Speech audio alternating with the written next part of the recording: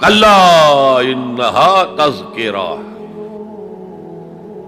یہ لفظ بہت اہم ہے، تذکرہ، ذکرہ، تذکیر، فذکر بالقرآن، کیا معنی ہے اس کے؟ یاد دہانی صحیح ترین ترجمہ ہے، یاد دہانی۔